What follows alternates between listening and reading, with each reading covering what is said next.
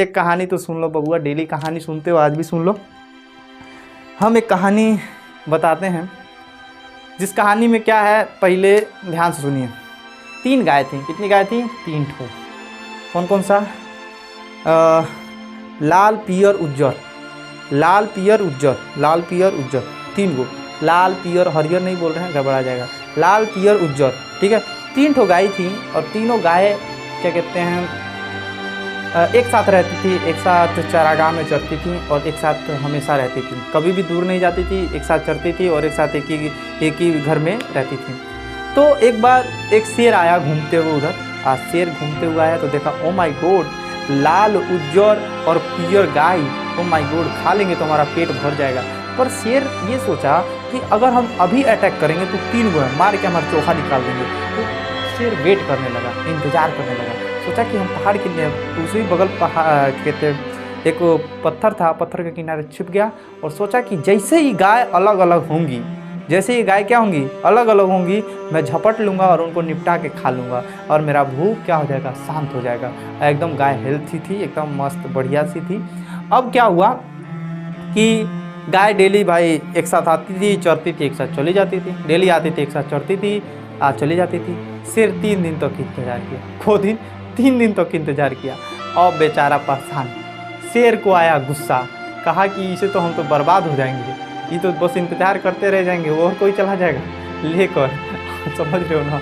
यानी कहने का क्या अर्थ है, डेली आ रही हैं गाय, खा रही हैं और एक साथ चली जा रही हैं और हम इंतजार कर रहे हैं कि कब अलग अलग हो। अब शेर ने सोचा कोई दिमाग लगाया और पहुंच गया तीनों गाय के सामने। कहा, हेलो, आई एम शेर बाबा। तो भाई, ओ माय गॉड, शेर हमसे हेलो बोल रहा है। तो मैं कहते सब लड़की गैया थी, लड़की गैया तो कही, हाँ हेलो हेलो। जो क्या कहते पियर की और करिकी थी, वो कही बुढ़वा चलो, वो सब आराम से चली गई। क्या है कि लड़की और पियर की और सफ़ेद की समझ गई कि शेर किसी का होगा नहीं, क्या है कि तो शिकार करता है और खाता है, शेर किसी का होता नहीं है। अब वो तो डरने लगी। लाल गाय इसकी बात में फंस गया और लाल गाय को एकदम हाँक दिया, शेर एकदम बड़ा बात फेंक दिया। लाल गाय और शेर पे दोस्ती हो गया, 1 नंबर दोस्ती हो गया। दोनों एक साथ रहने लगे और ये दोनों एक साथ रहने लगे। कौन कौन सी? ललका पियर की और करिकी है ना, उजर की। तो इन दोनों एक साथ रहने लगी। तो शेर एक दिन बाद में आया तो कहा, सुनती हो लाल गाय? तो कहती है लाल गाय, हाँ बोलिए। तो सब निक लग रहा, आप भी लाल, हम भी लाल, ठीक है। यानी शेर का जो पटिया होता है लाल नहीं होता, थोड़ा सा मैरून कलर, फिर आप हमारे कलर में हैं, आप हमारे बिरादरी में आते हैं, थोड़ा सा मैच करते हैं। इस सफ़ेद की गाय नीक नहीं लग रही है, इस सफ़ेद की गाय तनको नीक नहीं लग रही है, इसको निपटा दिया जाए। तो कहती है, हाँ आप भी सही कह रहे हैं, ये चारा ढेर खा ले रही है, मोटी भैंसिया ढेर चारा खा ले रही है गैया, हम लोग का चारा कम पड़ जा रहा है। तो सोचती है ओके, हम पियर की गैया को लेकर किनारे जा रहे हैं, आप निपटा दीजिए। तो पियर की गैया को लेकर किनारे चली जाती है लड़की गैया, और सफ़ेद की गाय को मार के कौन खा जाता है? शेर खा जाता है। और शेर तो मार के खा गया। अगले दिन फिर से कुछ दिनों के बाद भूख लगा शेर को, तो बोला कि अब का दिमाग लगा।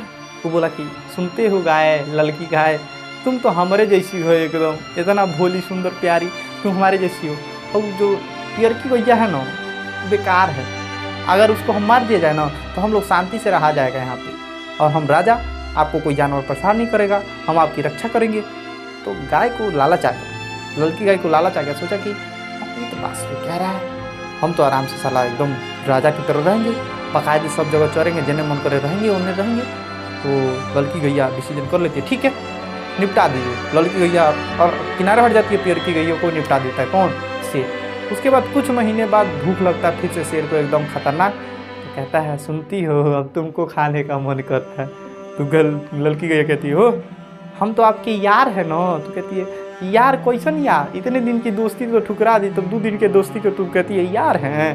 तो कहती है, तो फंस गई। तो गिड़ाने लगती है गाय और उसको मार के शेर क्या कर देता है? खा जाता है। तो इस कहानी से आपको कुछ समझने को मिलता है, एकता एक ऐसी चीज़ है बाबू, जो टूटे हुए, जो लाख कोशिश कोई करे तो तोड़ नहीं सकता। और एक परिवार में एक जो परिवार होता है और एकता है उस परिवार में, तो उसको आप कभी तोड़ नहीं सकते। और उस परिवार में अगर एक आदमी किसी और की बातों में आ गया ना, तो परिवार तुरंत खंडर बन जाता है। तो आप समझदार हो, किसी भी परिवार को, किसी भी लोग को के बातों में आने की ज़रूरत नहीं है।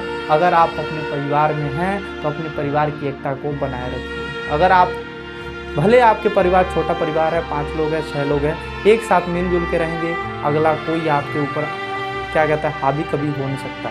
आपकी बातों पे अगर आपको कोई भड़काता है कि आपके मम्मी ये कहते हैं, आपके पापा ये कहते हैं, तो सीधा कहते तो कोई बात नहीं, उन्होंने पाला पोसा है, कह भी दे रहे हैं तो क्या फ़र्क पड़ने वाला है। तो समझ में आ रहा है ना।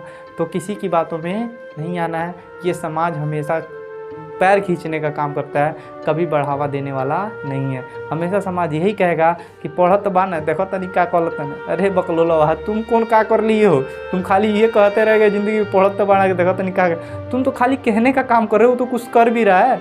अब सपोज डैट आप भूगोल हम पढ़ा रहे हैं, परिवार के साथ आप देख रहे हैं, थोड़ा बहुत तो उन लोगों को भी समझ आ रहा है, ठीक है। तो एक समय ऐसा आएगा धीरे धीरे वो उन लोगों को भी समझ में आने लगा, हाँ भूगोल हमारे भारत का। अक्सर आप देखेंगे ना तो गांव के देहात की औरतें जो हैं, आप कहेंगे कि भारत में इतने सारे राज्य हैं, उन सबको नहीं मालूम। उनको लगता है कि हाँ यहाँ से पडरौना, गोरखपुर और लखनऊ बस ये सब है हमारा, और कुछ नहीं है। उनको बताओ तो सही, कौन बताएगा। आप पढ़ रहे हो, लिख रहे हो, अपने मम्मी पापा को बताओ, मम्मी भारत छोटा देश नहीं है, बहुत बड़ा है। मम्मी अगर आपके पापा बम्बई जाते हैं, चेन्नई जाते हैं कमाने, तो मम्मी को लगता है बहुत दूर चले गए हैं, बहुत दूर चले। उनको बताओ मम्मी ये तो दूर कुछ भी नहीं है। दूर की बात करें तो कनाडा, अमेरिका, सऊदी अरब, ये सब देश हैं, बहुत बड़े बड़े देश हैं। और जब चेन्नई चले जाते हैं कोई, तो तुम्हारी मम्मी को लगता होगा कि तुम्हारे पापा चाहे तुम्हारे घर के आदमी अन्य दूसरे देश में चले गए हैं। ऐसा कुछ नहीं है। आप चीज़ों को सही से समझाओ। इससे पहले तो आपको भी लगता होगा कि चेन्नई दूसरा देश है। हमको भी लगता था जब हम 5 में पढ़ते थे, तो मम्मी पापा पानीपत में रहते थे, तो हमको लगता पापा पानीपत से कब आएंगे, इतना दूर विदेश में है। तो हमको भी लगता था, सबको लगता है। धीरे धीरे जब समझदार होंगे तो हर एक चीज़ समझ में आने लगेगा। ठीक है, आज के लिए बस इतना ही। धन्यवाद।